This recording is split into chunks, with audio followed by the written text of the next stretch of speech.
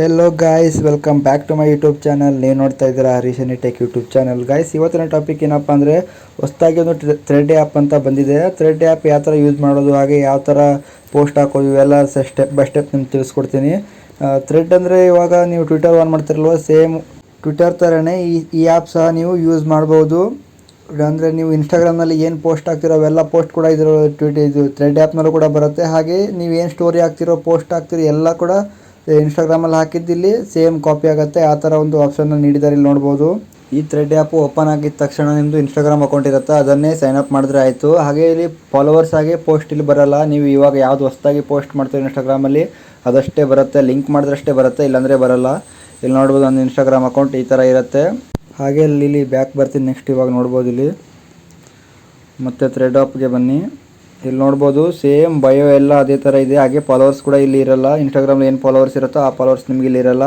ಹಾಗೆ ಪೋಸ್ಟ್ ಕೂಡ ಇರಲ್ಲ. ನೀವು ಇವಾಗ ರೀಸೆಂಟ್ಲಿ ಯಾವ್ದು ಪೋಸ್ಟ್ ಮಾಡಿರ್ತೀರೋ ಅದಷ್ಟೇ ಇರುತ್ತೆ. ಇಲ್ಲಿ ನೋಡ್ಬೋದು ನಾನು ಇನ್ಸ್ಟಾಗ್ರಾಮಲ್ಲಿ ರೀಸೆಂಟ್ಲಿ ಪೋಸ್ಟ್ ಮಾಡಿದ್ದು ಅವಷ್ಟೇ ಬಂದಿದೆ ಇವಾಗ ಇಲ್ಲಿ, ಮತ್ತು ಹಿಂದಿಂದೆಲ್ಲ ಬರಲ್ಲ ಈ ಥರ. ಮತ್ತು ಇಲ್ಲಿ ನೋಡ್ಬೋದು ಈ ಪ್ರೊಫೈಲ್ನ ಶೇರ್ ಕೂಡ ಮಾಡ್ಬೋದು ನೀವು ಇಲ್ಲಿ.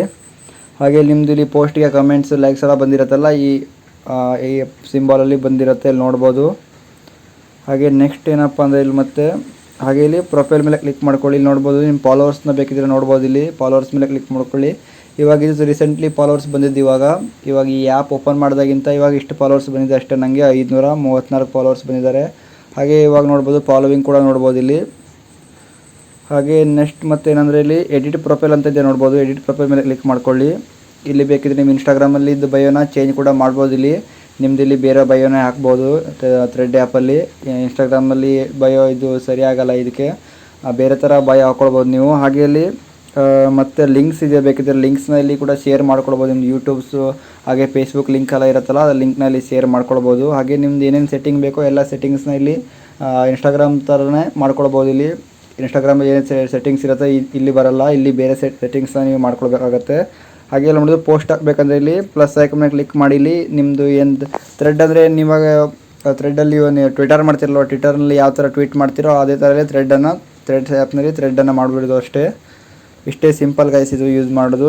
ಸೇಮ್ ನೀವು ಟ್ವಿಟರ್ ಯಾವ ಥರ ಯೂಸ್ ಮಾಡ್ತಿದ್ರು ಅದೇ ಥರ ಇಲ್ಲಿ ಥ್ರೆಡ್ ಆ್ಯಪ್ನ ಯೂಸ್ ಮಾಡ್ಬೋದು. ಹಾಗೆ ಇಲ್ಲಿ ನೋಡ್ಬೋದು ಇಲ್ಲಿ ರೀಸೆಂಟ್ಲಿ ಫಾಲೋವರ್ಸ್ ಕೂಡ ನೋಡ್ಬೋದು ನೀವು. ತುಂಬಾ ಚೆನ್ನಾಗಿದೆ ಈ ಆ್ಯಪ್ ಅಂತ ಹೇಳ್ಬೋದು. ನೀವು ಕೂಡ ಯೂಸ್ ಮಾಡಿ, ತುಂಬಾ ಹೆಲ್ಪ್ ಆಗುತ್ತೆ ಈ ಆ್ಯಪಿಂದ. ನಿಮಗೆ ಈ ಬೇರೆ ಬೇರೆ ಇನ್ಫಾರ್ಮೇಷನ್ ಬೇಕಿದ್ರೆ ಸಿಗ್ತವೆ ನಿಮಗೆ ಇದರಲ್ಲಿ.